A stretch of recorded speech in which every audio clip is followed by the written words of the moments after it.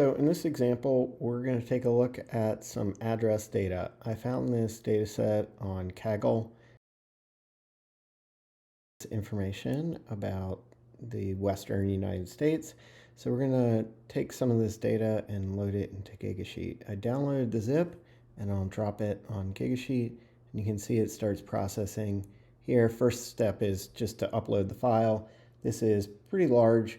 It's about 800 some megs. And you can see here Gigasheet, after the upload, starts decompressing all these files, and it's placed them in a new folder in my library called US West. You can see that it's about 2.28 gigs when it's all decompressed. So Gigasheet is processing and parsing this data and loading it in. And we'll take a look at one of these sheets to see what's in it.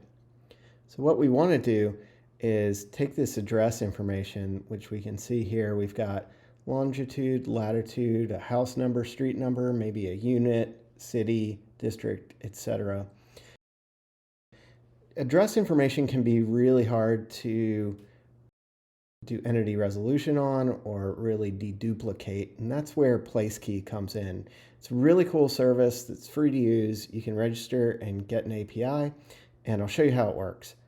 Basically, if we look through the docs, we can find the curl request that's used to do entity or location resolution, really is what I think of it as. So I'll copy this curl request and I'll show you how I can use it in Gigasheet.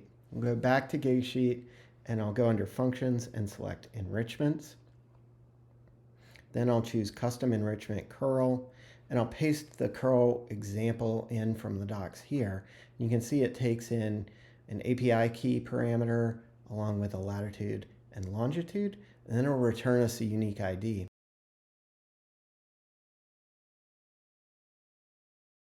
So the first thing I'll do is put in my API key, which I've hidden here. You can register for your own on their website, and I'll clean up these curly braces here, which aren't needed, and this carriage return.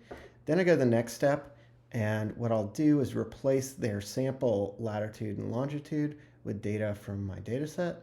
So I'll put in the latitude here. You can see how it replaces the example data with the column reference. So I'll do that again, and I'll insert the column reference, and I'll hit test. So this shows me just a preview of the first 3 requests and the response. This all looks good, and then I'll hit run. What this will do is it will loop over every item in my data set. You can see the status up here, and it could take up, it says over here, it could take up to an hour to run. But I can see I'm already starting to get some results in, so I'll just let that go. The reason why this is really powerful is because if, let's say, users are entering address information, they may forget to use a space or type out the word road or use the abbreviation RD. Here we can see in the Placekey dashboard that the requests are coming in. So that looks good. It's working properly. What Placekey does is it assigns it a unique identifier for every location or point of interest. And after a few minutes, this finished running, and I can see it added some columns here. Use the prefix lawn just because that's the column, the leftmost column that it used for the enrichment, but I can rename this to be like Placekey. So this is the attribute here. If I wanted to see if there are any duplicates in this data set, I can either use the dedupe function in Gigasheet, or in this case, I used a group, and I can see here that everything is a group of 1, which is good. It means there are no duplicates in this, even if there are things that are typed nearly the same by a user.